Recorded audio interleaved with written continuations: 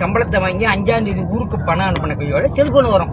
என்ன செய்தி, நல்லா இருக்கீங்களா, சௌரியமா இருக்கீங்களா, உடம்ப பார்த்துக்குங்க, நீங்க வெயில அலையாதீங்க, ஏன்னா உடம்பு தான் முக்கியம், உங்களை நம்பி குடும்பம்லாம் ஓடிக்கிட்டு இருக்கு. இந்த 1ஆம் தேதி 5ஆம் தேதி வர செய்தி. சரி, 5ஆம் தேதி முடியும் 10ஆம் தேதி அடிக்கும்போது, ஹலோ நம்ம நல்லா இருக்கேம்மா, இப்ப கொள்ளையில கொஞ்சம் வேலையா இருக்கிறேன், 1/2 மணி நேரம் அடிக்கிறேன். அது 10ஆம் தேதி. 15ஆம் தேதி அடிக்கும்போது வாசல்ல மீன் வாங்கிட்டு இருக்கேன், இப்ப எல்லாம் பேசாதீங்க, மீன் கவுச்சு கையா இருக்கேன், உள்ள இருந்து அடிக்கிறேன், சரி சொல்லுங்க, அவசியமா இருக்கேன் அப்படி வச்சிருக்கீங்க. 20ஆம் தேதி அடிக்கும் பொழுது அடிச்சுட்டே இருக்கும் 1/2 மணி நேரம்,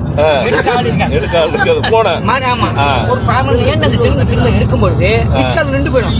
அவங்க அடிப்பாங்க, ஏங்க முக்கியமானது என்னது, நான் கொள்ளையில வேலை பார்த்துட்டு இருந்தாங்க, நீங்க அடிக்கணும் எனக்கு தெரியும் சொல்றது இல்லையா அப்படின்னு. மறுபடியும் 22ஆம் தேதி அடிச்சா தொடர்பு வரைக்கும் வெளியே இருக்கிறான்.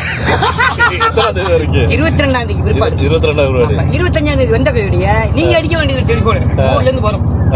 காலை சாயங்காலம் மதியானம் நைட்டு 1 மணிக்கு என்ன செய்றீங்க, நல்லா இருக்கீங்களா, சம்பளம் முதலாளி எப்படி இருக்காரு, சம்பளம் கொடுத்தாரா கொடுக்கலையா, இந்த பேச்சு ஓடும் 30ஆம் தேதி வரைக்கும்.